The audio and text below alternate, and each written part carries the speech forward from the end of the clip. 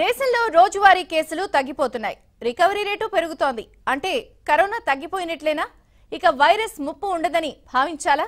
మరి వచ్చే శీతాకాలం ప్రమాదకరమని వైద్య నిపుణులు ఎందుకు హెచ్చరిస్తున్నారు? వైరస్ సెకండ్ వేవ్ మొదలైతే ఎవరికి ప్రమాదకరం?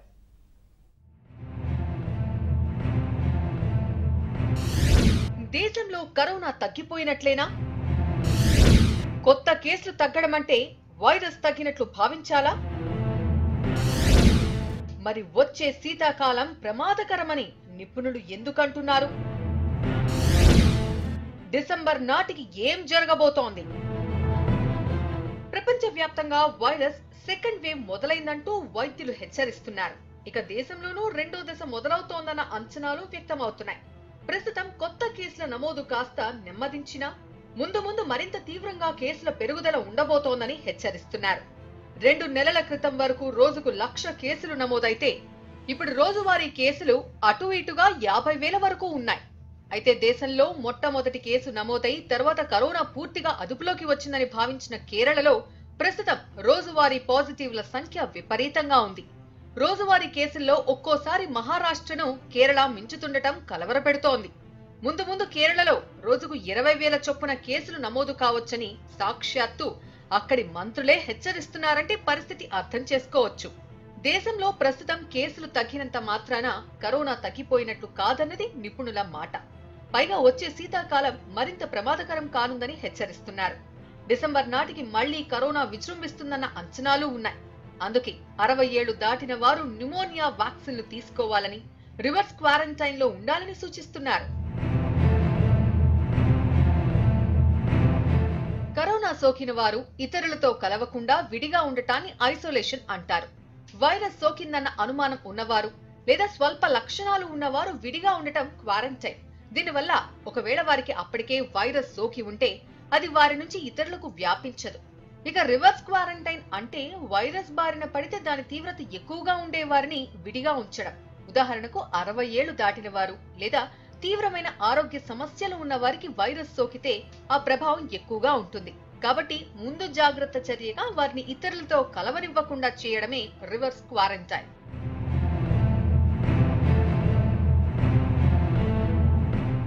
కుటుంబంలో ఉండే మిగతా వ్యక్తులు బయటకు వెళ్లి వచ్చినప్పుడు వారికి వైరస్ సోకినా వారి నుంచి ఇంట్లోనే వృద్ధులకు వ్యాపించకుండా ఉండేందుకే ఈ ఏర్పాటు. కోవిడ్ బారి నుంచి రక్షించడానికి రివర్స్ క్వారంటైన్ ఒక్కటే మార్గమని సూచిస్తున్నారు. ప్రస్తుతం కేరళలో ఇలా దాదాపు 50 లక్షల మందిని రివర్స్ క్వారంటైన్ లో ఉంచారు. కర్ణాటకలో కూడా దీనిని కొన్ని ప్రాంతాల్లో పాక్షికంగా అమలు చేస్తున్నారు. దేశంలో వైరస్ రెండో దశ మొదలైతే ఎక్కువగా ప్రభావితులయ్యేది వృద్ధులే. ప్రస్తుతం నమోదైన కేసులు తీరును పరిశీలిస్తే 50 నుంచి 80 ఏళ్ల మధ్య వయసు వారిలో దాదాపు 25% మంది వైరస్ బారిన పడ్డారు. అందుకే జాగ్రత్తలు తీసుకోవడం అవసరమని వైద్యులు సూచిస్తున్నారు. ఇంట్లోని ఇతర కుటుంబ సభ్యులు వాడిన వాష్రూమ్లు వృద్ధులు వాడవద్దని, అందరితో కలిసి భోజనం చేయడం మంచిది కాదని హెచ్చరిస్తున్నారు.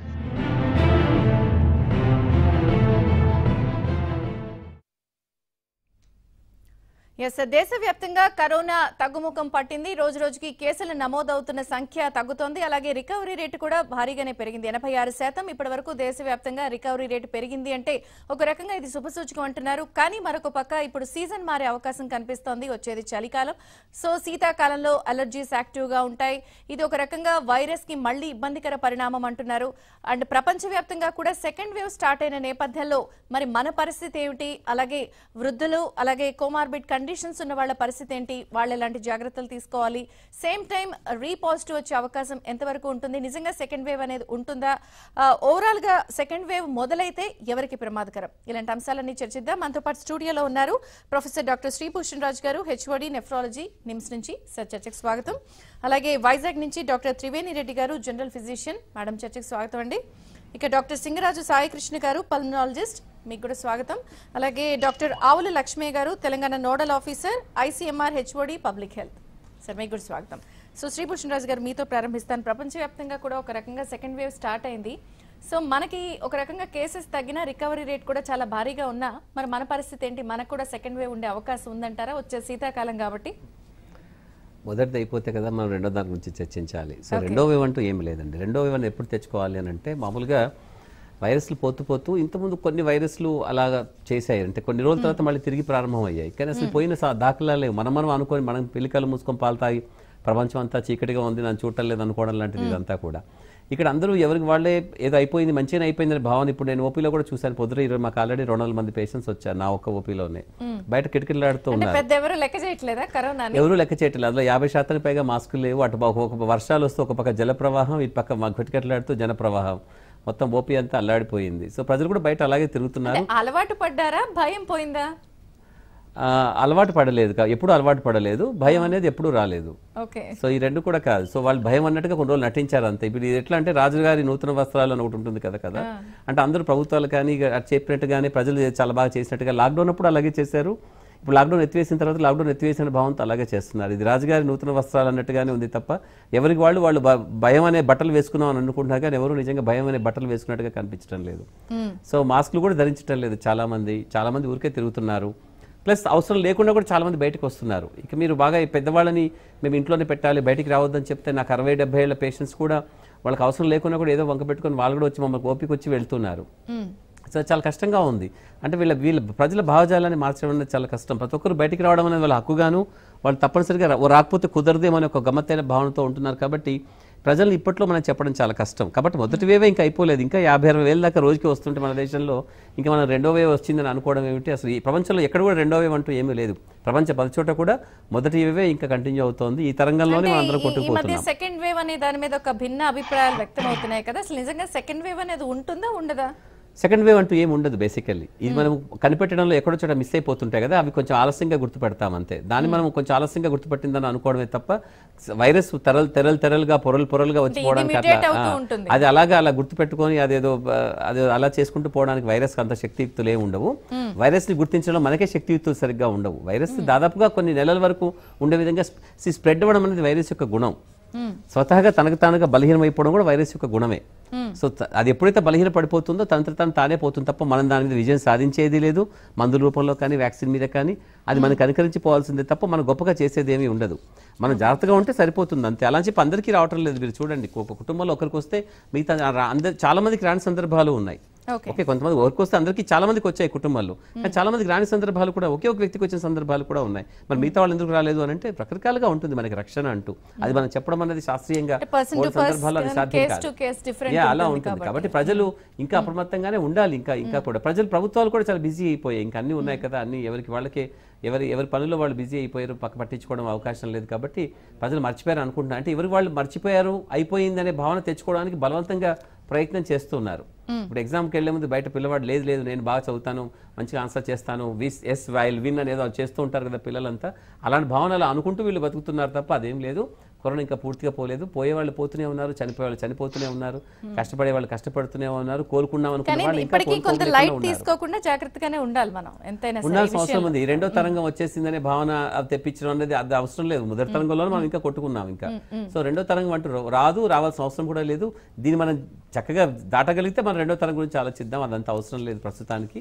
ప్రజల్లో మాత్రం ఒక రకమైనటువంటి అప్రమత్తత పోయిందనే భయం ఇంకా ఉంది. రోడ్ల మీద కానీ అన్ని చోట్ల అలాగే ఉంది. ప్రభుత్వం కూడా దీని పట్ల గొప్పగా అన్ని ప్రభుత్వాలు, కేంద్ర ప్రభుత్వమైనా అన్ని రాష్ట్ర ప్రభుత్వాలైనా కూడా ప్రజల్ని ఇంకా కొంచెం కట్టడి చేయడంలో ఎక్కడో కష్టపడుతున్నట్టని అనిపిస్తోంది. అంటే వాళ్ళు ఇంకా కొంచెం జాగ్రత్తగాను కొంచెం చక్కగాను వాళ్ళకి చెప్పగలిగితే, ఇంకా కొంచెం నిర్దిష్టంగా ఇలా చేయండి అని చెప్పగలిగితే, బహుశా ప్రభుత్వం చేసిన ఒకే ఒక మంచి పని ఈ మధ్యకాలంలో స్కూల్స్ ఇప్పుడే తెరవాలని అనుకోకపోవడం. స్కూల్స్ తెరిస్తే ఇంకా కొంచెం కష్టం అవుతుంది. యూనివర్సిటీలు స్కూల్స్ తెరిస్తే ఇంకా చాలా కష్టం అవుతుంది. సో కాబట్టి ఇప్పుడు అవి చేయకపోతే పర్వాలేదు. ఇంకా రోడ్లు అంటారా అంత కిటకిటలాడుతున్నాయి. మనం చెప్తాం కదా సిటీ బస్సు ఎలా కదులుతుందంటే నిండు గర్భిణిలా సిటీ బస్సు కదిలింది అని రాస్తాం కదా. ఇప్పుడు నిండు గర్భిణిలాగానే సిటీ బస్సు కూడా కదులుతున్నాయి. అక్టోబర్ 15 నుంచి కూడా 5.0 అన్లాక్ దిశగా అన్ని ఇంకా ఓపెన్ అయిపోతున్నాయి. సో సాయి కృష్ణ గారు మీరేం చెప్తారు ఇప్పుడు? ఎందుకంటే చలికాలం వచ్చేది, చలికాలం. సో దగ్గు, జలుబు, ఫ్లూ ఇలాంటి లక్షణాలు చాలా చాలా ఫ్రీక్వెంట్ గా అందరిలో వస్తాయి. సో ఇప్పుడు ఆ సిమ్టమ్స్ అన్ని ఉన్నప్పుడు కరోనా అనుకోవాలా లేకపోతే మామూలుగా భయపడాలా? ఇప్పుడు వచ్చే సీజన్ అంతా కూడా ఒక రకంగా అలర్జిక్ గా ఉంటుంది. సో ఇప్పుడు ఏంటండి మన పరిస్థితి?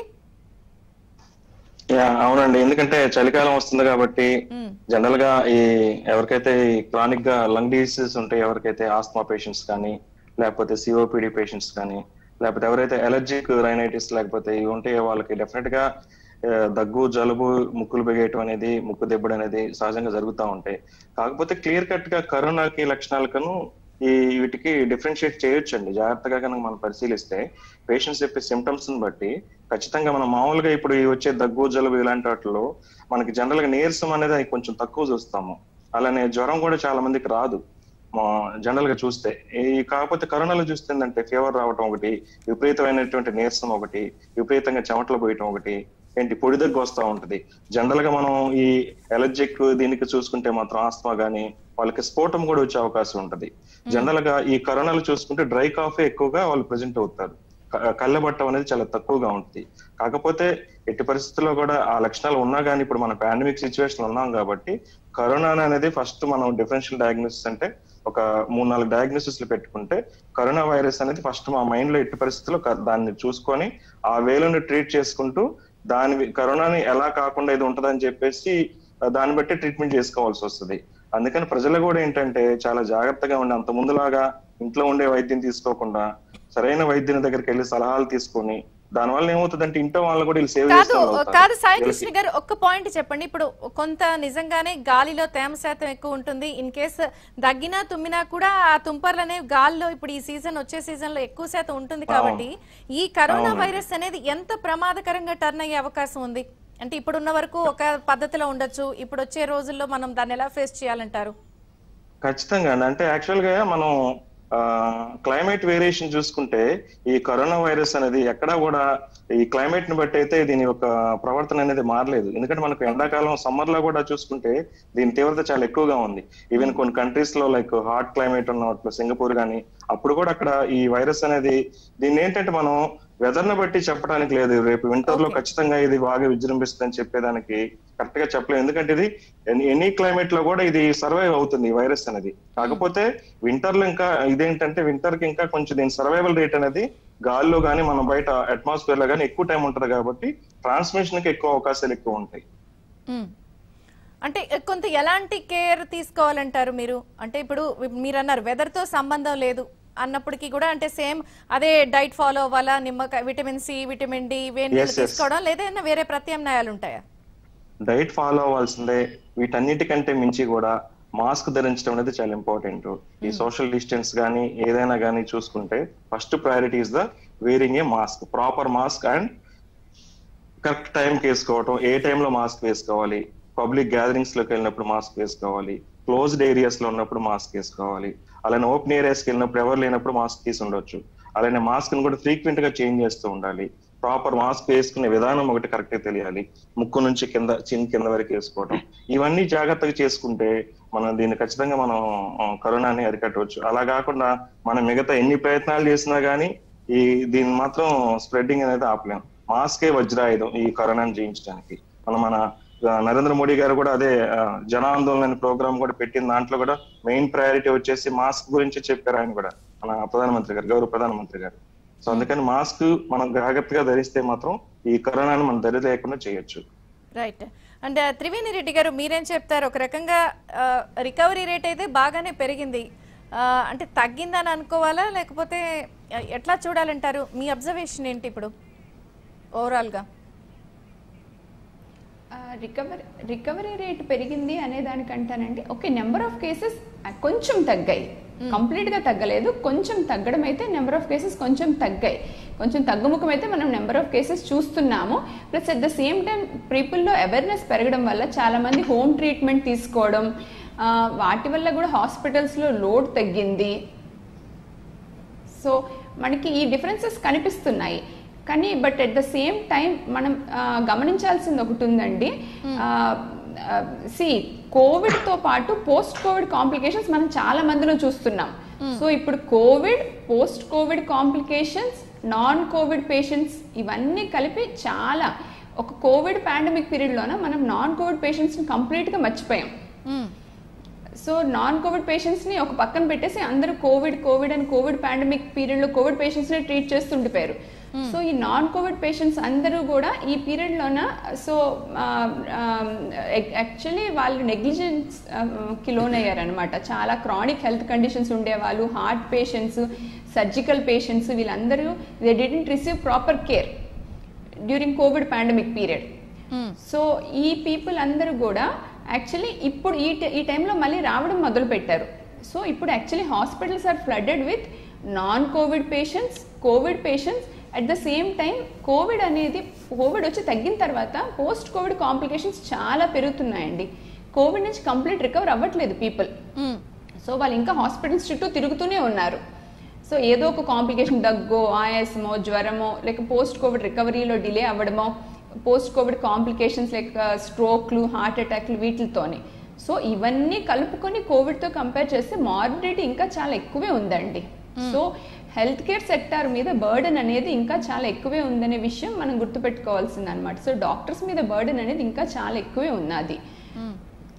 సో ఆ విషయాన్ని మనం ఇంకా గుర్తుపెట్టుకోవాలి. కాదు మేడం, ఒక విషయం చెప్పండి, ఇప్పటి వరకు కూడా దేశంలో ఏదైతే కరోనా కేసెస్ ఎక్కువ శాతం నమోదైన వాటిల్లో చూస్తే 50 నుంచి 80 ఏజ్ గ్రూప్ లో వాళ్ళు ఎక్కువ శాతం దీనికి అటాక్ అయ్యారు. అండ్ అందులో వృద్ధులు 25% మంది ఉన్నారు ఓవరాల్ గా చూస్తే కూడా. అంటే ఎక్కువ శాతం వృద్ధులు, కొమార్బిడ్ కండిషన్స్ ఉన్న వాళ్ళు కొంత ఎక్కువ శాతం ఇబ్బంది పడ్డారు.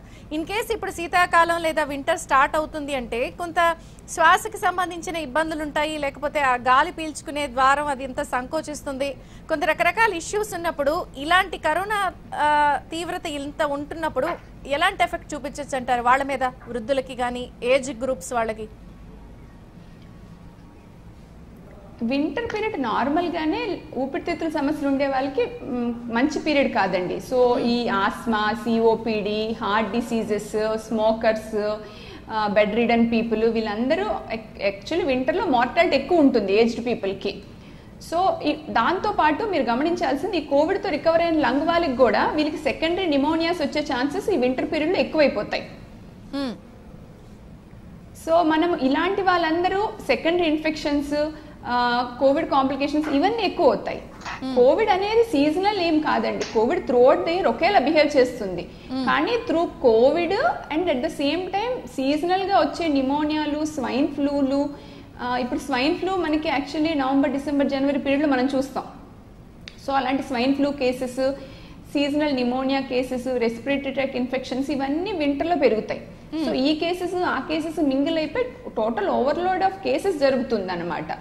సో ఈ కోవిడ్ తో రికవర్ అయిన వాళ్ళ లంగ్స్ కంప్లీట్ నార్మల్ ఉండవు కాబట్టి వీళ్ళు కూడా ఆ సిఓపిడి పేషెంట్స్ లాగా డ్యామేజ్ లంగ్స్ తో ఉంటారు. వీళ్ళకి కూడా సెకండరీ ఇన్ఫెక్షన్స్ వచ్చే ఛాన్సెస్ ఇంకా ఎక్కువ ఉంటాయి. సో వీళ్ళందరూ కలిపి హాస్పిటలైజ్ అయ్యి సిక్ అయ్యే ఛాన్సెస్ ఎక్కువ ఉంటాయి అన్నమాట. ఆ విధంగా సిక్నెస్ పెరుగుతుంది, ఆ విధంగా హాస్పిటల్స్ మీద లోడ్ పెరుగుతుంది, ఆ విధంగా మార్బిడిటీ పెరుగుతుంది. మార్టాలిటీ పెరుగుతుంది అంటే పెరగచ్చు, పెరగకపోవచ్చు, కానీ మార్బిడిటీ, సో సిక్నెస్ పెరుగుతుందండి. Lot of people will get sick. Right. Doctor Ravula Lakshmi గారు నమస్తే. ఇప్పుడు ఎక్కువ శాతం కూడా మనకి దేశవ్యాప్తంగా నమోదైన కేసెస్లో మనం ఇప్పుడు కూడా మాట్లాడుకుంటున్నట్టు 50 to 80% కేసెస్లో మనం మేజర్గా చూసినప్పుడు వృద్ధులు ఎక్కువ శాతం ఏజ్ గ్రూప్స్ వాళ్ళు సఫర్ అయ్యారు. కాబట్టి ఇప్పుడు కొత్తగా ఈ సీజన్ మారుతోంది, మేడం కూడా చెప్తున్నట్టు వాళ్ళకి కొంత రెస్పిరేటరీ ఇష్యూస్ ఉండే అవకాశం ఎక్కువ ఉంటుంది. కాబట్టి రివర్స్ క్వారంటైన్ చేయాలి అని మాట్లాడుతున్నారు. ఇది కరెక్ట్ పద్ధతి అండి? ఇప్పుడు వాళ్ళని నిజంగానే ఒక రకంగా రివర్స్ క్వారంటైన్ చేయాలంటారా, ఐసోలేట్ చేయాలా ఇంట్లో వాళ్ళని? రివర్స్ క్వారంటైన్ అనేది ఇప్పుడు అందరిలో చేయాలనే అవసరం లేదు. కాకపోతే కొన్ని ఫ్యామిలీలలో ఆల్రెడీ వాళ్ళకి ఒక ఎక్స్పోజర్ ఉంది, హిస్టరీ ఉంది, తర్వాత కంజెస్టెడ్ అట్మాస్ఫియర్ ఉంది ఇంట్లో. సో అలాంటి పరిస్థితులలో మనం వాళ్ళని సెపరేట్ గా ఉంచడం అనేది అది ప్రివెంటివ్ మెజర్ చేయటంలో మనకు ఇది లేదు, బాధ లేదు. బట్ ఫెసిలిటీస్ ఉండాలి వాళ్ళకి. అంటే రివర్స్ క్వారంటైన్ అని మనము అందరికి దాన్ని ఒక ఆయుధం లాగా చెప్పేసి తర్వాత వాళ్ళకు ఆ పరిస్థితులు లేకపోతే అదొక ప్రాబ్లం ఉంటుంది. ఎందుకంటే కొన్ని ఫ్యామిలీలలో 1 రూమ్ 2 రూమ్లలో 1 రూమ్లలో 3 రూమ్లలో ఉండే పరిస్థితి ఉన్నది కాబట్టి అది అంత కంపల్సరీగా మనం చెప్పాల్సిన పని లేదు. బట్ ఎక్కడైతే ఫెసిలిటీ ఉంటుందో వాళ్ళు ఎక్స్ట్రా కేర్ అనేది తీసుకుంటే అది మంచిదే. సో అంతవరకు మనం అంటే ఎలా వ్యవహరించాలంటారండి వాళ్ళతో? ఎలా అంటే ఇప్పుడు సపోజ్ ఎల్డర్స్ అబౌవ్ 65, 70, 80 ఇయర్స్ ఉన్న వాళ్ళకి ఒక సెపరేట్ రూమ్ లాగా ఉంచేసి తర్వాత వాళ్ళకి ఒక బాత్రూమ్ ఫెసిలిటీ కనుకుంటే ఎక్స్క్లూజివ్ గా వాళ్ళు అదే ఈ 1-2 months అది యూజ్ చేసుకోమనటం మేలు. తర్వాత వాళ్ళకి అందరితో పాటు భోజనం చేసేటప్పుడు అందరు కలిసి తినటము, సో అలాంటిది లేకుండా వాళ్ళకి ఓల్డ్ ఏజ్ వాళ్ళకి సెపరేట్గా వడ్డించడం కానీ, సెపరేట్గా వాళ్ళకు వేరే రూమ్ ఉంచటం కానీ, బాత్రూమ్స్ ప్రొవిజన్ చేయటం కానీ చేస్తే కొంతవరకు మనము వాళ్ళను ప్రివెంట్ చేయగలుగుతాం. రైట్, ఒక చిన్న విరామం తీసుకుందాం, తర్వాత మనం ఇదే అంశానికి సంబంధించి చర్చను కొనసాగిద్దాం. చిన్న విరామం చూస్తున్నాం. ఎస్ సార్, చర్చకు తిరిగి స్వాగతం. శ్రీభూషణ్ రాజు గారు, ఇప్పుడు జబ్బులతో బాధపడే వాళ్ళని కాకుండా 50 ఏళ్లు పైబడిన వాళ్ళందరూ కూడా కొంత రిస్క్ ఫ్యాక్టర్ ఈ కరోనా వైరస్ వాళ్ళలో ఎక్కువ శాతం ఉంటుంది. అండ్ ఇప్పటి వరకు కూడా అటాక్ అయింది వాళ్లే కాబట్టి ఈ ఫ్లూ టీకా తీసుకోవాలి 50 ఏళ్లు పైబడిన వాళ్ళు అనేది ఇప్పుడు కొత్తగా వినిపిస్తుంది. నిజంగా ఈ ఫ్లూ టీకా తీసుకోవడం అనేది కరెక్టేనంటారా 50 ఏళ్లు పైబడిన వాళ్ళంతా? యాక్చువల్గా ఫ్లూకి దీనికి సంబంధం ఉండదు. బేసికల్లీ ఏదో ఒకటి తీసుకోవాలి అంటే ఏదో ఒకటి చేయకపోతే మనసు ఊరుకోదు కదా. సో మనం ఏదో భయమైనప్పుడు ఏదో తాయెత్తు కట్టుకుంటామో, దేవుడిని దండం పెట్టుకుంటామో, ఏదో భయమైనప్పుడు 2 గ్లాస్ మంచిలు తాగి మళ్ళీ తిరిగి పడుకోండి అని చెప్తుంటాం కదా మనము. ఆ టైప్లో ఏదో మనసు సమాధాన పరచుకోవడానికి మనం రకరకాలుగా చేస్తూ ఉంటాం. అలా చేసే ప్రక్రియలో ఇప్పుడు వీళ్ళు ప్రజలందరూ చెప్తున్నారు, ఇక్కడ పసుపు నీళ్ళు తాగాము, షొంటి కొమ్ము తిన్నాము, అదే దాల్చిన చెక్కలు కాల్చుకో తిన్నాము అని చెప్తున్నారు కదా. ఇట్లా రకరకాల పదార్థాలన్నీ ఆ విధంగా చేసుకున్నవి ఇవన్నీ కూడా. అంటే ఏమి చేయకపోతే ఎలా కూర్చోవాలి, ఏదో ఒకటి చేయాలి కదా అన్నట్టుగా. అటు ప్రభుత్వాలు అలాగే చేస్తాయి, ప్రజలు కూడా అలాగే ఉన్నారు వీళ్ళంతా కూడా. సో ఇదంతా ఏముండదు. ఫ్లూ షాట్స్ అలాంటివన్నీ దీనికి సంబంధం ఉండదు దాదాపుగా. ఆ దేశంలో వాళ్ళు, అమెరికాలో వాళ్ళు రెగ్యులర్ తీసుకుంటారు. అక్కడ ఫ్లూ చాలా కామన్గా ఉంటుంది కాబట్టి వాళ్ళు తరచూ తీసుకుంటూ ఉంటారు. అక్కడ సీజన్ రాగానే వాళ్ళు ఫ్లూ షాట్స్ ఫ్రీగా కూడా ఇస్తూ ఉంటారు అక్కడ. ఇక్కడ మనకి ఇప్పుడు మనం ఫ్లూ షాట్స్ ఇక్కడ కూడా తీసుకుంటున్నారు, కొందరు పిల్లలు కూడా ఇస్తున్నారు, పెద్దవాళ్ళకు కూడా ఇస్తున్నారు. ఇది ఏదైతే ప్రక్రియ ఉందో అది కరెక్టేనంటారా, కొంత తీసుకోవాలంటారా? ఆ ఇన్ఫెక్షన్ రాకుండా చేయడానికి నిజం చెప్పండి, నేను వ్యాక్సిన్స్కి నేను చాలా సమర్థనీయంగా ఉంటాను. బేసికల్లీ దానికి వ్యాక్సిన్స్ వద్దు, వ్యాక్సిన్స్ అనేది ఒక పెద్ద ప్రపంచవ్యాప్తంగా ఒక శాస్త్రీయమైన పరమైన కుట్రలో ఒక భాగం అనే ఒక స్కూల్ ఆఫ్ థాట్ కూడా ఒకరు ఉన్నారు ప్రపంచంలో. వాళ్ళు రెగ్యులర్గా వ్యాక్సిన్స్ అవి ఎందుకు అంటూ పెద్ద కథలు కథానికలు రాస్తూ ఉంటారు. సో ఇక్కడ ప్రజలు కూడా డాక్టర్ ఈ వ్యాక్సిన్ తీసుకోండి అనగానే అనుమానించేవాళ్ళు. ఇప్పుడు చిన్నపిల్లల డాక్టర్ చాలా పిల్లలకి చాలామంది ఇప్పుడు వ్యాక్సిన్స్ ఇస్తున్నాం. మన యూనివర్సిటీ ఇమ్యునేషన్ ప్రోగ్రాంలో కొన్ని ఉన్న వాటికి చిన్నపిల్లల డాక్టర్ ఇంకా కొన్ని యాడ్ చేసి కూడా ఇస్తున్నారు. ఇప్పుడు ఆడపిల్లలకి 13 ఏళ్ల వయసులో మనకి సర్వైకల్ మ్యాలిగ్నెన్సీ, క్యాన్సర్ రాకుండా వ్యాక్సిన్ ఇప్పిస్తున్నారు. మా పిల్లలకి నేను ఇచ్చున్నాను. ఫ్లూ షాట్స్ మా పిల్లలు కూడా ఇచ్చున్నాము. ఇదంతా ఎందుకు చెప్తున్నాను అంటే ఇవన్నీ తీసుకోవడం అది వేరు, దీనికి కరోనాకి సంబంధం ఉండదు. కాకపోతే ఏంటంటే ఫ్లూ కూడా ఒకేసారి కలిసి వస్తే బహుశా కరోనా తీవ్రత బాగా పెరుగుతుందని ఒక భావన. ఇప్పుడు మన కరోనా కోసం మనం చేసిన ప్రతి ఒక్కటి కూడా భావనలే. శాస్త్రీయపరమైన దృక్పథం రావాలంటే మనకి ఇంకా కొన్ని సంవత్సరాలు పడుతుంది. మామూలుగా ఆలోచించండి, సైన్స్ లేదు అనుకుంటూ పెట్టి సైన్స్ లేదని ప్రశ్నించి మమ్మల్ని విసిగిచ్చేవాళ్ళు కొందరు ఉంటారు కదా. వాళ్ళందరూ ఈ సైన్స్లో ఈ మాత్రం సైన్స్ రావడానికి కొన్ని కోట్ల మంది కొన్ని వందల సంవత్సరాలు కష్టపడితే వచ్చిన సైన్స్ ఇదంతా. కాబట్టి ఒక కరోనా విషయాలు మీకే అర్థమవుతుంది కదా, ఏది ఇప్పటిదాకా ఇతమిత్తంగా ఇది సైన్స్ అంటూ చెప్పింది ఏమీ లేదు. రావడానికి చాలా టైం పడుతుంది. ఇప్పుడు ఇందాక మనకి సాయి కృష్ణ గారు ఒకటి అన్నారు, వెదర్ తో దీనికి సంబంధం లేదండి, వెదర్ తో అని అనుకుంటే మరి సమ్మర్ లో కూడా హాట్ కంట్రీస్ లో ఇది వచ్చింది, మనకు కూడా ఎక్కువ శాతం నమోదైంది. బట్ కాంట్రడిక్టరీగా ఇప్పుడు వచ్చేది శీతాకాలం, వెదర్ ఈ వైరసెస్ అలర్జీస్ యాక్టివ్ గా ఉంటాయి కాబట్టి డిసెంబర్ లో కేసెస్ ఎక్కువ పెరిగే ఛాన్సెస్ ఉంది అని అంటున్నారు. అంటే ఇప్పుడు డిసెంబర్ లో మనం ఎంత అలర్ట్ ఉండాలి, కేసెస్ పెరుగుతాయా? అలా కూడా అనుకోకర్లేదు. వైరస్ అంటే ఖండాంతరాలుగా వ్యాపించినటువంటి వైరస్ దేశాల సరిహద్దులు ఎలా పట్టించుకోలేదో, ఖండాల సరిహద్దులు సముద్రాలను దాటి వచ్చేసినప్పుడు ఇది కేవలం కాలాలను దాటుకుంటూ పోవడం పెద్ద కష్టం కాదు. ఒక బంతిని మన గాల్లో చాలా వేగంగా కాలుతో తడినప్పుడు మొదటి వరకే దాని ప్రభావం ఉంటుంది, ఎంత దూరం వెళ్ళాలని. మధ్యలో అది పైకి వెళ్ళాలంటే మధ్యలో గాలి కూడా దానికి తోడే బంతిని పైకి తీసుకెళ్తుంది. ఇక్కడ కూడా అంతే. అది మొదలు పెట్టడానికి బహుశా దానికి ఒక కాలం అవసరమైంది. అది బహుశా చలికాలం అనుకుందాం, డిసెంబర్లో అలా స్టార్ట్ అయింది కాబట్టి ఆ దేశంలో. ఆ తర్వాత అది అన్ని కాలాలు దాటుకుంటూ వచ్చేసింది. ఎండాకాలం, వర్షాకాలం అలా పోయింది. మళ్ళీ చలికాలం రాగానే మళ్ళీ అది విజృంభిస్తున్నట్టే తగ్గనే లేదు కదా. అది విజృంభించడానికి ఏముంటుంది? నిజం చెప్పాలంటే దాంట్లో విజృంభణ తగ్గిపోతుంది, దాదాపుగా తగ్గిపోయింది. ఈ వానాకాలం, వర్షాకాలం అయిపోయి చలికాలం వచ్చేలోగా బహుశా దాని తీవ్రత తగ్గిపోవచ్చు. అయితే తీవ్రత తగ్గిపోవడం అంటే అది పూర్తిగా మటుమాయం అయిపోవడం కాదు. మనం అలా సినిమాటిక్గా ఊహించుకోకూడదు ఎప్పటికీ కూడా. అలా నడుస్తూ ఉంటుంది అన్నట్టు. అలా కొన్ని రోజుల వరకు, ఇంకా కొన్ని నెలలు, సంవత్సరాల వరకు నడుస్తూనే ఉంటుంది. అడపదడప అక్కడ ఇక్కడ మనం ఆ కేసెస్ ఇక్కడ కొన్ని అక్కడ కొన్ని వింటూ ఉంటాము. కాబట్టి ఇప్పటిలాగా కష్టపెట్టడం జరగదు.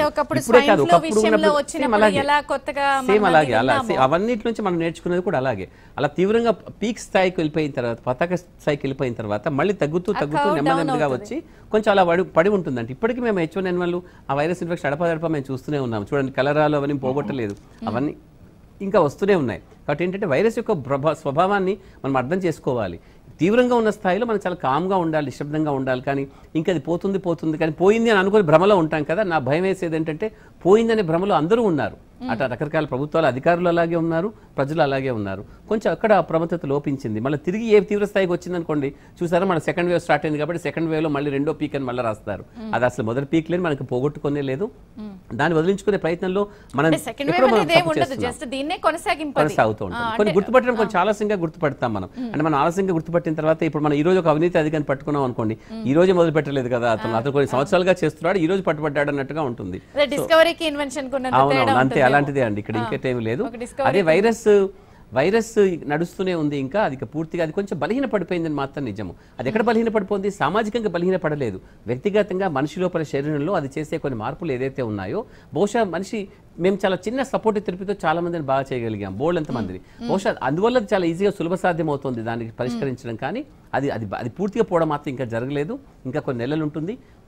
ఇంకా అధికారులు అప్పుడే దాని గురించి మర్చిపోయి అంతా బాగుందనేసి ఢంకా బజాయించి చెప్పడం కానీ, వాళ్ళ బాగా అయిపోయింది చంకలు గుద్దుకోవాల్సిన అవసరం కానీ ఏమీ లేదు. ఇంకా ఉంది, దాని ప్రభావం ఇంకా కొన్ని నెలల దాకా ఉంటుంది. ఇంకా ప్రజలందరూ కూడా చాలా అప్రమత్తంగా ఉండాలి. ప్రభుత్వాల అధికారులు వాళ్ళు బాగుందని భ్రమ కలగచేస్తే బహుశా మీకు పర్వాలేదు, అది దాని తప్పు కూడా లేదు నన్ను అడిగితే. ఎందుకంటే ప్రజలు ఒక రకమైనటువంటి మంచి భావన కలిగించి భయం తొలగించడం అంటే పూర్తిగా భయం లేకుండా ఉండడం కాదు, కొంచెం బాధ్యత గల భయాన్ని ఇంకా కొంచెం ప్రజలు కలిగించాల్సిన అవసరం ఇంకా ఉంది. ఇంకా కొంచెం భయపడమని అక్కర్లేదు, కానీ ఇంకా కొంచెం బాధ్యతగా ఉండండి మళ్ళీ మేము చెప్తూనే ఉన్నాం.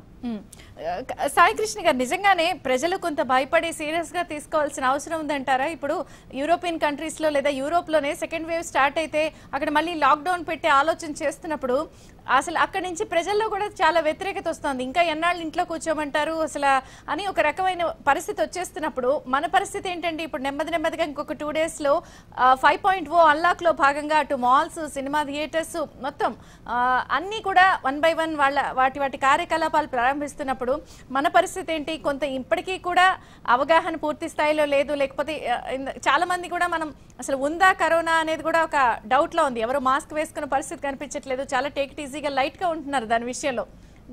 మన పరిస్థితి ఏమంటారు? కరెక్ట్, మీరు చెప్పింది. ఇప్పుడు యూరోప్ కంట్రీస్ లో కూడా యూకేలో లాక్డౌన్ పెట్టే ఆలోచనలో ఉన్నారు. ఈ రోజే యూకే ప్రెసిడెంట్ ప్రైమ్ మినిస్టర్ కూడా ఇవ్వడం జరిగింది. 3 tiers ఆఫ్ లాక్డౌన్ అని చెప్పేసి, moderate to severe, very severe అని చెప్పేసి. అలానే మన దగ్గర చూసుకుంటే మళ్ళీ లాక్డౌన్ పెట్టడం అనేది మన ఇండియాలో చాలా కష్టం. ఎందుకంటే ఆల్రెడీ ఇప్పటికే ఆర్థికంగా అందరూ కూడా చాలా ఇబ్బంది పడి ఉన్నారు. ఇలాంటి సిచ్యువేషన్ లో as a public health department వాళ్ళు చెప్పినట్టు ఎక్స్పర్ట్స్, రివర్స్ క్వారంటైన్ అనేది ఇప్పుడున్న సిచ్యువేషన్ మనకు కొంచెం హెల్ప్ అయ్యే అవకాశాలు ఉన్నాయి. కాకపోతే ఆ రివర్స్ క్వారంటైన్ లో ప్రోస్ అండ్ కాన్స్ కూడా ఉన్నాయి. ఇంత పెద్ద ఇండియా అంత కంట్రీలో అది వర్కౌట్ అవుతుందా లేదా? ఎందుకంటే అందరూ కూడా కంబైన్ ఫ్యామిలీస్ ఉంటాయి, న్యూక్లియర్ ఫ్యామిలీస్ ఉంటాయి, సపరేట్ చేయలేము. ఒకవేళ అది కనుక వీలైతే రివర్స్ క్వారంటైన్ అనేది డెఫినెట్ గా కూడా దీని ఏంటంటే ట్రాన్స్మిషన్ మనం ఆపలేము, కానీ ఎవరైతే వల్నరబుల్ పీపుల్ ఉన్నారో, హై రిస్క్ గ్రూప్ ఉన్నారో వాళ్ళని మనం ప్రొటెక్ట్ చేసుకోవచ్చు అనమాట ఈ రివర్స్ క్వారంటైన్ ద్వారా. సో అది చేయటం వల్ల కొంతవరకు మనకి ఏమవుతుందంటే, యంగ్ పాపులేషన్ అయితే ఎవరైతే ఉన్నారో వాళ్ళు బయటికి వెళ్తారు కాబట్టి వాళ్ళకి మైల్డ్ సిమ్టమ్స్ వచ్చి దే డెవలప్ ది ఇమ్యూనిటీ అనమాట. సో అట్లా చూసుకుంటే ఓవరాల్ గా హార్డ్ ఇమ్యూనిటీ డెవలప్ అయ్యి వీళ్ళు బెనిఫిట్ అవుతారు, హై రిస్క్ గ్రూప్ వాళ్ళు. ఎందుకంటే వాళ్ళ నుంచి మరి ఇన్ఫెక్షన్ ట్రాన్స్మిట్ అవ్వదు కాబట్టి వాళ్ళు బయటకు వెళ్ళిన తర్వాత కూడా. సో ఆ వే ఆఫ్ చూసుకుంటే రివర్స్ క్వారంటైన్ వల్ల అదొక మంచి బెనిఫిట్ అలా చూసుకుంటే. ఇంకా మనం మాట్లాడుకుంటే ఇంకా లాక్డౌన్ అనేది ఇప్పుడు మన ఒక 15 days లో కంప్లీట్ 5.0 అన్లాక్ చేస్తా ఉన్నారు. అందరూ కూడా మైగ్రేషన్ స్టార్ట్ అవుతుంది, ఫెస్టివల్ సీజన్స్ వస్తా ఉన్నాయి, ఒక ప్లేస్ నుంచి ఇంకో ప్లేస్ కి వెళ్ళటం అంతా జరుగుతా ఉంది. అందుకని రివర్స్ క్వారంటైన్ అనేది దాని గురించి ఆలోచించి ఎల్డర్లీ పీపుల్ ఎవరైతే ఉన్నారో వాళ్ళు బయటికి వెళ్ళకుండా రాబోయే రోజుల్లో కొంత దీన్ని కంట్రోల్ చేయాలి అంటే రివర్స్ క్వారంటైన్ ఒక్కటే బెస్ట్ సొల్యూషన్ అని అనుకోవాలి. ఎందుకంటే ఇప్పుడు కేరళ, కర్ణాటక లాంటి స్టేట్స్ ఆల్రెడీ కూడా 50 lakhs పీపుల్ ని రివర్స్ క్వారంటైన్ లోకి చేసి సిస్టమాటిక్ గా వెళ్తున్నాయి. అంటే ఈచ్ స్టేట్ అనేది దీన్ని వాళ్ళ నమోదవుతున్న కేసెస్ ని బ్యాలెన్స్ చేస్తే బాగుంటది. ఎందుకంటే ఇప్పుడు మనం ఇప్పుడు ఆల్రెడీ కమ్యూనిటీలో డీప్ గా వెళ్ళింది కాబట్టి వైరస్ అనేది ఇప్పుడు క్వారంటైన్ చేయడం అనేది కొంచెం డిఫికల్ట్ అవుతుంది ఇలాంటి సిచ్యువేషన్ లో. అది ఇనిషియల్ గా అయితే వర్కౌట్ అవుతుంది, ఎందుకంటే కమ్యూనిటీలో ఎక్కువ మంది వెళ్ళలేదు కాబట్టి, number of active cases, number of infected cases తక్కువ ఉన్నాయి కాబట్టి అది ఈజీ అయిపోయింది. అప్పుడు ఏంటి కాంటాక్ట్ ట్రేసింగ్ కానీ, ఐసోలేషన్ కానీ, వాళ్ళు ట్రీట్ చేయటం కానీ. ఇప్పుడు రివర్స్ క్వారంటైన్ లో ఏమవుతుందంటే ఇప్పుడు కమ్యూనిటీలోకి డీప్ గా వైరస్ వెళ్ళింది కాబట్టి క్వారంటైన్ చేయడం కష్టం. కాబట్టి ఎవరైతే వల్నరబుల్ పాపులేషన్ ఉన్నారో, హై రిస్క్ పీపుల్, వాళ్ళని మనం ఐసోలేట్ చేసి వాళ్ళని కనుక సపరేట్ చేస్తే బాగుంటుంది. ఇందులో ఇంకొక డ్రాబ్యాక్ ఏముందంటే, ఈ హై రిస్క్ పీపుల్ ఎవరైతే ఉన్నారో వాళ్ళ ఆ కుటుంబానికి, ఆ ఫ్యామిలీకి వాళ్ళే మేజర్ సోర్స్ ఆఫ్ ఇన్కమ్ అయితే వాళ్ళు తప్పకుండా బయటకు వెళ్లాల్సి వస్తుంది, వాళ్ళని మనం ఆపలేము. ఎవరైతే వనరబుల్ పీపుల్ ఉన్నారో, క్రానిక్ ఇన్ఫెక్షన్స్ తో బాధపడే వాళ్ళు ఎవరైతే ఇంట్లో ఉన్నారో, వాళ్ళు డిపెండెంట్ గా లేరు మిగతా ఫ్యామిలీ మెంబర్స్ అందరూ, అలాంటి వాళ్ళు మనం దూరంగా పెడితే అట్లీస్ట్ వాళ్ళు సేవ్ అవుతారు. యంగ్ పాపులేషన్ బయటకు వెళ్తారు కాబట్టి దే డెవలప్ ఇమ్యూనిటీ, స్లోగా వీళ్ళు కూడా వాళ్ళ నుంచి బెనిఫిట్ అయ్యే అవకాశం. అంటే ఇప్పుడు 60+ ఉన్న వాళ్ళందరికీ కూడా ఈ నిమోనియా వ్యాక్సిన్లు వేయించేసి రివర్స్ క్వారంటైన్ అప్లై చేయాలంటారా? ఎస్, అంటే న్యూమోనియా వ్యాక్సిన్స్ అంటే ఇందాక సార్ చెప్పినట్టు ఫ్లూ వ్యాక్సిన్ ఒకటి, న్యూమోకోకల్ వ్యాక్సిన్ ఒకటి. ఫ్లూ వ్యాక్సిన్ అనేది ఎవ్రీ 1 year కి ఫ్లూ షాట్ వేసుకుంటారు జూలై నుంచి సెప్టెంబర్ సీజన్ లో. న్యూమోకోకల్ వ్యాక్సిన్ వచ్చేసి ఎవ్రీ 5 years. ఇది బ్యాక్టీరియల్ వ్యాక్సిన్, అది వైరల్ వ్యాక్సిన్. సో జనరల్ గా ఈ వ్యాక్సిన్స్ ఏంటంటే ఇప్పటి నుంచి కాదు, ఎప్పటి నుంచో కూడా ఎవరికైతే క్రానిక్ హార్ట్ డిసీజ్ ఉంటాయో, ఎల్డర్లీ పీపుల్ ఉంటారో మోర్ దెన్ 60 years కానీ, క్రానిక్ లంగ్ డిసీజ్ ఉంటాయో, ఎవరికైతే ఇమ్యూనిటీ లెవెల్స్ తక్కువ ఉంటాయో వాళ్ళకి ఇన్ఫెక్షన్స్ రాకుండా ఉండటం కోసం ఇస్తాం.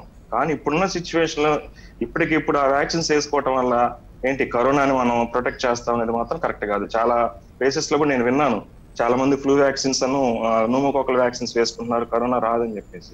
అది 100% రాంగ్. అది కాకపోతే న్యూమోకోకల్ వ్యాక్సిన్ కనుక వాళ్ళు ముందే కనుక వేసుకుంటే వాళ్ళకి సెకండరీ ఇన్ఫెక్షన్స్ రాకుండా ఉంటాయి. అంటే సూపర్ యాడెడ్ ఇన్ఫెక్షన్స్, అంటే కోవిడ్ వచ్చిన వాళ్ళకి ఇందాక మన మేడం చెప్పినట్టు త్రివేణి రెడ్డి గారు, ఎవరికైతే పోస్ట్ కోవిడ్ కాంప్లికేషన్స్ కరోనా తగ్గిన తర్వాత secondary infections because of high sugars రావటం కానీ, కొంతమంది ఫంగల్ ఇన్ఫెక్షన్స్ వస్తూ ఉంటాయి. ఎవరికైతే సూపర్ యాడెడ్ ఇన్ఫెక్షన్స్ ఉంటాయి బ్యాక్టీరియల్ న్యూమోనియా, వాళ్ళకి ఈ న్యూమోకోకల్ వ్యాక్సిన్ అనేది, న్యూమోకోకల్ న్యూమోనియా అనేది డెడ్లీ న్యూమోనియా కాబట్టి వాళ్ళు కొంతవరకు ప్రొటెక్షన్ ఉంటది. కానీ అసలు కరోనాని ఏకంగా కరోనాని ప్రొటెక్ట్ చేస్తున్నది మాత్రం ఇట్స్ అబ్సల్యూట్లీ రాంగ్. ఎవరైనా కానీ బయట చెప్పారు అంటే పబ్లిక్ కూడా, ఎవరు ప్రజలు కూడా దాన్ని నమ్మవద్దు. రైట్. అండ్ లక్ష్మి గారు మీరేం చెప్తారు? ఇప్పుడు వచ్చేదంతా కూడా కొంత పండుగల సీజను, సో గ్యాదరింగ్ మాబ్ రకమైన ఫెస్టివల్సే, దీపావళి కానీ దసరా కానీ కొంత గ్యాదరింగ్స్ అవి ఉంటాయి. అండ్ ఎస్పెషల్లీ దీపావళి లాంటి పండుగ అంటే కొంత ఎయిర్ పొల్యూషన్ కూడా ఎక్కువగానే ఉంటుంది. ఎక్కడికక్కడ గాల్లో కూడా ఈ పటాసులు కాల్చడం ఇవన్నీ చేయటం వల్ల కొంత పార్టికులేట్స్ అవన్నీ కూడా అంత సర్క్యులేట్ అవుతూ ఉంటాయి. ఈ శ్వాసకి సంబంధించినవి కామన్గా మామూలు వాళ్ళు కూడా సఫర్ అవుతూ ఉంటారు. మరి ఇప్పుడు కరోనా టైంలో ఏంటండి పరిస్థితి? ఇంకా ఎక్స్ట్రా కేర్ ఎలా తీసుకోవాలంటారు ఓవరాల్గా కూడా? అలా అని పండగ చేసుకోవద్దు అంటే ఎవరు ఊరుకోరు కదా. ఒకటే పబ్లిక్ హెల్త్ మెజర్స్ లో ప్రధానమైంది ఇంతకుముందు డాక్టర్ చెప్పినట్టు మాస్క్ అనేది కంపల్సరీ, పర్సనల్ ప్రొటెక్షన్ అన్ని జాగ్రత్తలు తీసుకోవాలి, అదొకటి. తర్వాత పెద్ద గ్రూపుగా ఎక్కడ ఏ ఫంక్షన్ కానీ, ఈవెన్ పండుగ సీజన్లు కానీ పెద్ద గ్రూపుగా ఎక్కడ ఏర్పడి మనం మాస్క్ లేకుండా తిరిగితే అది చాలా రిస్క్. సో తర్వాత ఇంతకుముందు మేము ఒక సీరో సర్వే కూడా ఈ మధ్యలో నిర్వహించడం జరిగింది. ఇక్కడ తెలంగాణలో 3 డిస్ట్రిక్ట్లలో చేశాము. సో మన పల్లె ప్రజలలో ఇప్పటికీ 7-8% కంటే ఎక్కువ యాంటీబాడీస్ లేవు. సో దానివల్ల మనకు ఒక విధంగా చాలా కంట్రోల్ చేసినాం అన్నది ఒక సంతోషం ఉన్నప్పటికీ కూడా దానిలో ససెప్టబుల్ పాపులేషన్ చాలా వరకు ఉన్నారు అనేది కూడా ఒక మన బాధ్యత కూడా ఉంది. ఎందుకంటే దాన్ని ఈ యాంటీబాడీస్ ఇంతకుముందు డాక్టర్ చెప్పినట్టు హార్డ్ ఇమ్యూనిటీ రావాలంటే ప్రజల్లో అట్లీస్ట్ ఒక 50% మంది కన్నా యాంటీబాడీస్ కనుక ఏర్పడితే వేరే వాళ్ళను మనం ఆ కమ్యూనిటీని మనం ప్రొటెక్షన్ అనేది వస్తుంది ఆటోమేటిక్గా. బట్ అది రావాలంటే ఇంకా టైం ఉంది.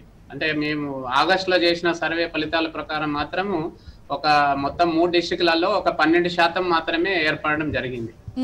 సో ఆ విధంగా అంటే ఇప్పటికి 12% అంటే ఇప్పటికి 20 దాకా వెళ్ళి ఉంటది. బట్ ఇంకా టైం పడుతుంది, ఒక 1-2 months అన్న ఇంకా టైం పడుతుంది ఆ హార్డ్ ఇమ్యూనిటీ ఆ లెవెల్ వచ్చడానికి.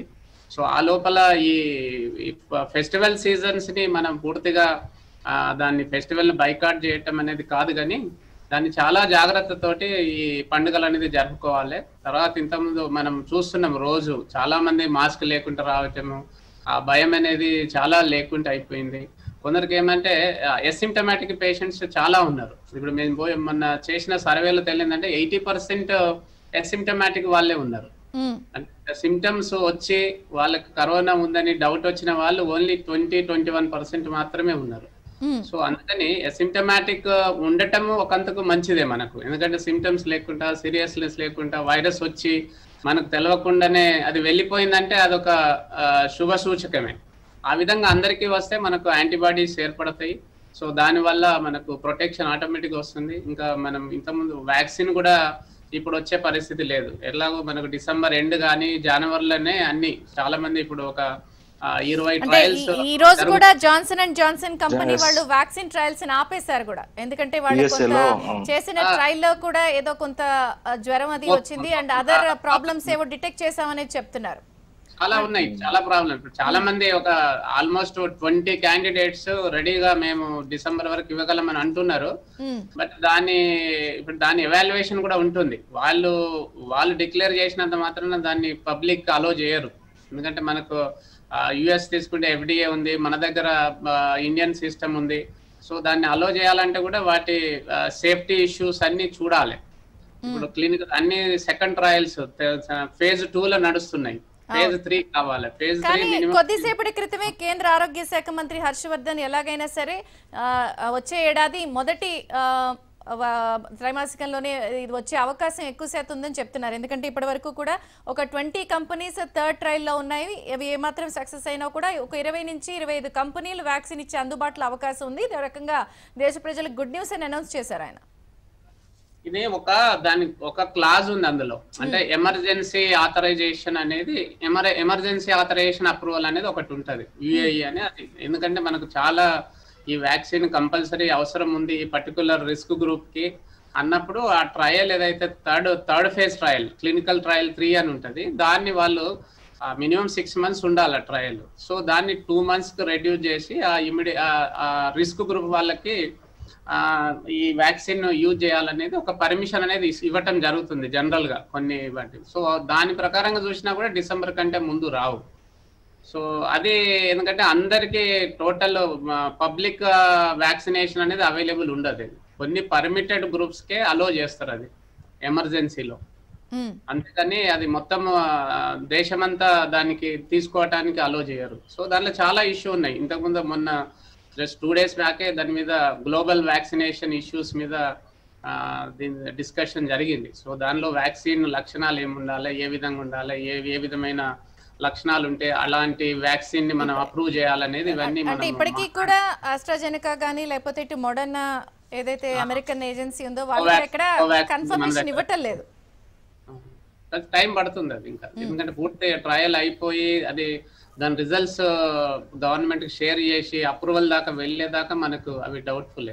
ఇప్పుడు ఇంత తొందరగా వచ్చే అవకాశం అయితే లేదు. అందుకే మనం డిసెంబర్ ఎండ్ కానీ జనవరిలోనే పాసిబిలిటీ ఉంది, అది కూడా ఎమర్జెన్సీలో. రైట్. అండ్ లక్ష్మి గారు, మీరు పబ్లిక్ హెల్త్ సెక్టార్లో ఉన్నారు కాబట్టి మీరు రెగ్యులర్గా కూడా డిఫరెంట్ ఇష్యూస్ మీద, పాయింట్స్ మీద ఈ కరోనా నేపథ్యంలో రకరకాల అంశాలపై సర్వే చేసుంటారు కదా. మీరు ఏదైనా మేజర్గా నోటీస్ చేసిన అంశాలు ఏమైనా ఉన్నాయా? ఇంకా ఈ పాయింట్లో కొంత కాన్సన్ట్రేట్ చేస్తే కొంత మనం మెరుగ్గా ఈ ప్రాబ్లం నుంచి మనం బయటపడే అవకాశం ఉంది, ప్రభుత్వాలు కానీ లేకపోతే ప్రజలు కానీ దీన్ని కొంత మీరు ఏమైనా నోటీస్ చేశారా? నోటీస్ చేయటం అనేది ఒకటే, ఇంకా పబ్లిక్ అవేర్నెస్ క్రియేట్ చేయటంలో మనం సక్సెస్ అయిపోయినాం. ఎందుకంటే ఈ హ్యాండ్ వాషింగ్ కానీ పర్సనల్ ప్రొటెక్టివ్ ఇష్యూస్ కానీ ఇవన్నీ బాగున్నాయి. బట్ కొంచెం బిహేవియర్ చేంజ్ అనేది ఇంకా రాలేదు. నాలెడ్జ్ ఉంది అందరికి ప్రజలకు, అంటే మనం మాస్క్ వేసుకోవటం వల్ల ప్రొటెక్షన్ వస్తుంది, హ్యాండ్ వాష్ చేసుకోవాలి, సోషల్ డిస్టెన్స్ ఉంటే బెటర్, దానికి ఉపయోగం ఉంది అనేది నాలెడ్జ్ మనం క్రియేట్ చేశాము. బట్ ఆ బిహేవియరల్ చేంజ్ అనేది ఇంకా రాలేదు ప్రజల్లో. బిహేవియర్ చేంజ్ అనేది టైం పడుతుంది. సో దానికి ఏంటంటే మనం ఇంకా రీఎన్ఫోర్స్మెంట్ అంటే ఇంకా వాళ్ళకి చెప్తూ ఉండటము, వాళ్ళకి అలా విధంగా అవగాహన కల్పించటము, దానివల్ల ఇష్యూస్ చేయటం వల్ల కొంతవరకు మనం చేయొచ్చు. సో గవర్నమెంట్ తరఫున ఏంటంటే ఇప్పుడు ఫుడ్ సెక్యూరిటీ కానీ న్యూట్రిషన్ సెక్యూరిటీ ఇలాంటి ఏవైతే మనం గవర్నమెంట్ తీసుకుంటున్నారో అవన్నీ సక్రమంగా అందేటట్టు చూడాలి. ఎందుకంటే చాలా మంది పూర్ పీపుల్ చాలా మంది ఉన్నారు మన దేశంలో, కాబట్టి వాళ్ళకు కూడా ఇప్పుడు జనరల్ గా కరోనా అనగానే మనకి ఇప్పుడు న్యూట్రిషన్ అనేది చాలా ఇంపార్టెంట్ ఇష్యూ కింద వచ్చింది. ఎందుకంటే మీరు సెల్ఫ్ ప్రొటెక్షన్ ఉండాలి అని అంటే న్యూట్రిషన్ బాగుండాలి. న్యూట్రిషన్ స్టేటస్ బాగున్న వాళ్ళకే మనకు మంచి ఫలితాలు వస్తున్నాయి. తర్వాత ఈవెన్ రికవరీ కానీ ఇవన్నీ చాలా బాగా వస్తున్నాయి. కాబట్టి ఆ న్యూట్రిషన్ సంబంధించిన ప్రోగ్రామ్స్ కానీ సో ఇవన్నీ చాలా కవరేజ్ తర్వాత అవన్నీ అందుబాటులో ఉండేటట్టు గవర్నమెంట్ చూసుకోవటం వల్ల కూడా కొంతవరకు మనము దీని నుంచి మనం ప్రొటెక్ట్ చేయొచ్చు. సో ఇది సీజన్స్ ఇప్పుడు మాట్లాడాము, అందరు డాక్టర్స్ మాట్లాడారు, సీజనల్ ఇష్యూ కాబట్టి. బట్ ఈ సీజన్ తోటి సంబంధం లేదు, ఎందుకంటే వెదర్ ఆర్ సీజన్ తో దీనికి సంబంధం. కానీ ఇందులో కూడా భిన్న వాదనలు అభిప్రాయాలు వ్యక్తం అవుతున్నాయి కదా. ఇప్పుడు రకరకాలుగా కొంతమంది సీజన్ లో ఇప్పుడు ఒకటి మనం ప్రధానంగా చూసేది ఏంటంటే ఈ కరోనాకు సంబంధించిన సైన్స్ సిమ్టమ్స్ ఏవైతున్నాయో మామూలు సీజనల్ డిసీజెస్ కూడా కొంత సారూప్యత ఉంది కాబట్టి సో దాన్ని ఏ విధంగా మనం సెపరేట్ చేసుకోవాలంటే ఇప్పుడు ఎనీ కాఫ్ కోల్డ్ ఫీవర్ వచ్చినా కూడా దాన్ని కరోనాగానే మనం డౌట్ చేసి దాన్ని మనం డయాగ్నోసిస్ తర్వాత డాక్టర్ని సంప్రదించడం వల్ల తొందరగా దానికి ఒక డిఫరెన్షియల్ డయాగ్నోసిస్ అనేది తొందరగా చేసుకుంటే బెటర్. సో అశ్రద్ధ చేయడం అనేది ఇంపార్టెంట్ అంత. త్రివేణి రెడ్డి గారు, మేడం మీరు చెప్పండి, ఇప్పుడు వచ్చే సీజన్ అంతా కూడా ఈ దగ్గు జలుబు అనేది చాలా చాలా కామన్. అప్పుడు అది కరోనానా లేకపోతే మామూలు రెగ్యులర్ ఇన్ఫెక్షన్సా అనేది ఎలా అండి, ఎలా భయపడాలంటారా? అలా భయపడుతూనే ఉండాలా? మీరేం చెప్తారు అసలు? ఎప్పుడు భయపడకూడదండి, but at the same time అండి హై లెవెల్ ఆఫ్ సస్పిషన్ ఎప్పుడు ఉండాలన్నమాట. భయపడకూడదు, but at the same time జాగ్రత్త పడాలి. జాగ్రత్త పడడం మాత్రం ఎప్పుడు ఆపకూడదు అనమాట. ఎంత తొందరగా అయితే అంత తొందరగా డాక్టర్ని కన్సల్ట్ చేయాలండి. లాట్ ఆఫ్ టైమ్స్ మనం ఏం చూస్తున్నాం అంటే సెల్ఫ్ మెడికేషన్, వాట్సాప్ మెడికేషన్, వీళ్ళ నుంచి వాళ్ళ నుంచి విని ఏ మందులు పడితే మందులు వాడేయడం, ఇలాంటివన్నీ చేయకుండా మీకు కరోనా సంబంధించిన సిమ్టమ్స్ కోల్డ్ కఫ్ వచ్చినప్పుడు first go to the doctor. మీ సిమ్టమ్స్ ఎలాంటివో అనేది ఫస్ట్ డాక్టర్తో టెస్ట్ చేయించుకోండి. టెస్ట్ చేయించుకోవడానికి భయపడకండి. టెస్ట్ చేయించుకొని go through what doctor advises you అనమాట. That is one of the easiest things and the safest things you can do అనమాట. ఫర్ ఎనీ పేషెంట్ అండి safest thing is to follow the doctor's orders rather than ఈ వాట్సాప్లోన వీటిలో చూసేసి self medication చేసేసుకోవడము, home క్వారంటైన్లో ఉండిపోవడము. నేను చాలా మంది దగ్గర వింటూ ఉంటానన్నమాట, నాకు కరోనా సిమ్టమ్స్ వచ్చాయి, నాకు స్మెల్ టేస్ట్ పోయింది, నేను అందుకనే 14 days వాట్సాప్లో నాకు వచ్చిన మెడికేషన్స్ అన్ని వాడేశాను, నేను బాగా అయిపోయాను. సో ఎంతమంది బాగా అవుతున్నారు, దాంట్లో ఒకరు ఇద్దరు సీరియస్ కూడా అవుతున్నారనమాట. సో అలాంటివన్నీ చేయకుండా మీకు సిమ్టమ్స్ రాగానే అది కరోనానా కాదా అనే దాన్ని డిఫరెన్షియేట్ చేసుకునేదానికి take advice from the doctors. Doctors are freely available now. Teleconsultation ద్వారా ఆర్ విర్చువల్ కన్సల్టేషన్ ద్వారా మీకు ఫ్రీగా ఇప్పుడు lot of doctors are available now. So doctor consult తీసుకొని దాని ప్రకారమే వెళ్ళాలన్నమాట. ఓవర్లాపింగ్ పిక్చర్ ఉంటుంది డెఫినెట్లీ. ఇప్పుడు వర్షాకాలం, సో జలుబు దగ్గులు కామన్గా వస్తుంటాయి అన్నమాట. అట్ ద సేమ్ టైం ఈ టైంలోన మస్కిటో బార్న్ ఫీవర్స్, డెంగీలు, మలేరియాలు ఇవి కూడా వస్తూ ఉంటాయి. సో ఓవర్లాప్ పిక్చర్ డెఫినెట్లీ ఉంటుంది. Covid, dengue, malaria, viral fevers, next 2 monthsలోన నిమోనియాలు ఇవన్నీ ఓవర్లాప్ అవుతూ ఉంటాయి అన్నమాట. And the responsibility to differentiate lies on the hands of the doctor అనమాట. So give that chance to the doctor rather than పేషెంటే వెళ్ళి నాకు ఇది ఉంది నాకు అది ఉంది అనుకొని ముందే డిఫరెన్షియేట్ చేసేసుకొని మందులు వాడే బదులు. సో ఇప్పుడు జ్వరం వస్తే చాలామంది భయపడిపోతున్నారనమాట, అది కోవిడే అని. కానీ కోవిడ్ కాకుండా డెంగీలు వస్తున్నాయి, మలేరియాలు వస్తున్నాయి, చికెన్ గున్యాలు వస్తున్నాయి, ఇలాంటి ఫీవర్స్ కూడా స్టార్ట్ అవుతున్నాయి because of the rainy season అనమాట. సో ఆ డిఫరెన్షియేషన్ తెలుసుకోవాలి. రైట్. అంటే త్రివేణి రెడ్డి గారు ఇంకొక విషయం, ఇప్పుడు చాలా మందికి ఒకసారి వచ్చి వెళ్ళిపోయిన తర్వాత మళ్ళీ వాళ్ళు రీపాజిటివ్ అయ్యే అవకాశం, ఆ ఛాన్సెస్ ఎంతవరకు ఉన్నాయంటారు?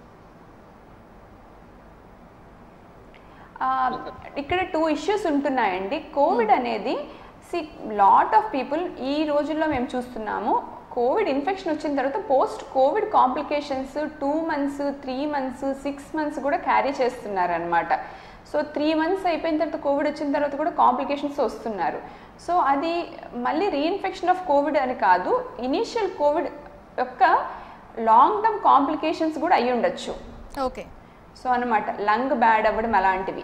సో సో ఇప్పుడు US, UK, Spain, France, Italy ఎక్కడైతే వేవ్ చాలా ఎర్లీగా స్టార్ట్ అయిందో వాళ్ళు ఇప్పుడు మీరు చూస్తున్నారు కదా ఈ రీసర్జెన్స్ ఆఫ్ కేసెస్. ఇప్పుడు మీరు ఫ్రాన్స్లోనా స్పెయిన్లోనా ఒక న్యూ సర్జ్ ఆఫ్ కేసెస్ ఏవి చూస్తున్నారో అవన్నీ ఏంటి అని అంటే నాట్ ఓన్లీ న్యూ కేసెస్ అండి, బట్ అప్పుడు ట్రీట్ అయిన కేసెస్లో కొన్ని కాంప్లికేషన్స్ కూడా వస్తున్నాయి.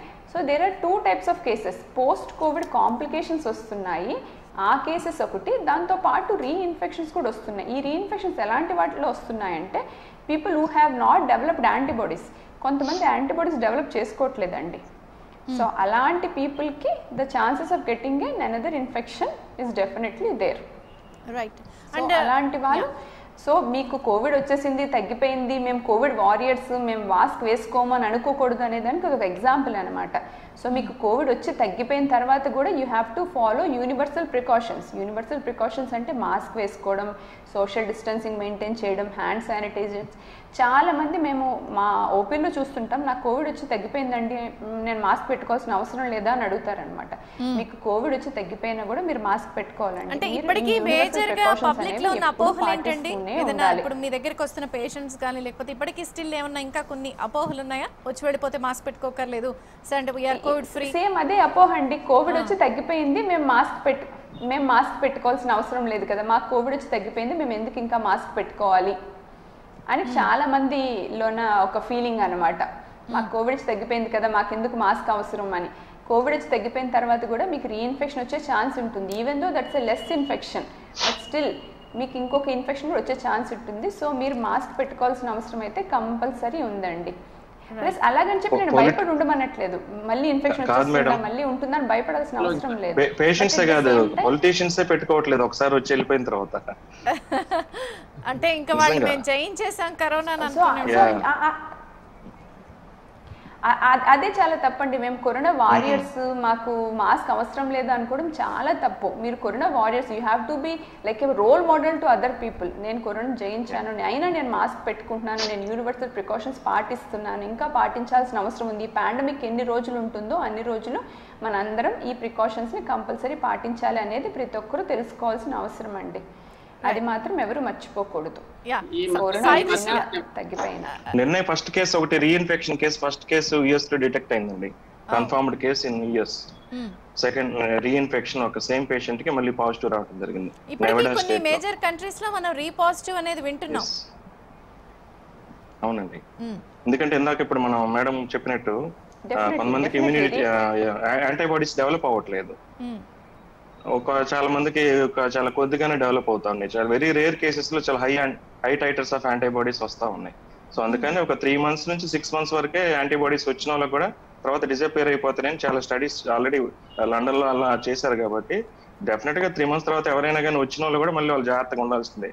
ఎవరైతే నాన్ కోవిడ్ పేషెంట్, ఎవరైతే రాలేదు ఇన్ఫెక్షన్, వాళ్ళు కూడా సేమ్ అదే స్ట్రాటజీ మెయింటైన్ చేయాల్సిందే. మాస్క్ ఒకటి, శానిటైజేషన్ ఒకటి, ఫిజికల్ డిస్టెన్స్ ఒకటి. రైట్. ఆవుల లక్ష్మి గారు, ఫైనల్ రిమార్క్స్ ఏమైనా చెప్తారా మీరు, కంక్లూడింగ్ రిమార్క్స్? ఇప్పుడు ఇది డిస్కషన్ అయినట్టు మనకు యాంటీబాడీస్ ఈ మధ్యలో చేసిన సర్వే వల్ల కూడా మేము ఆర్టీపీసీఆర్ పాజిటివ్ ఉన్న వాళ్ళకు కూడా యాంటీబాడీస్ చూడటం జరిగింది, చాలా ఒక 3000 పాపులేషన్.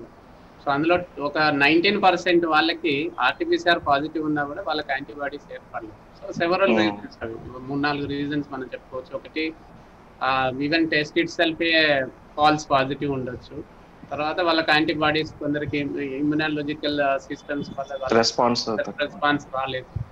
సో ఇలా చాలా కారణాలు ఉంటాయి. బట్ వాళ్ళకి అలాంటి వాళ్ళకి ఎందుకంటే 19% is a big group, antibodies కనపడలేదు. అందులో ఇంకోటి ఏంటంటే క్వాంటిటేటివ్ కూడా important. So quantity, titer also important. మనకి మోర్ దెన్ 10 టైటర్ అలా ఉంటే దానికి ప్రొటెక్షన్ ఉంటుంది, పర్సనల్ ప్రొటెక్షన్ ఉంటుంది.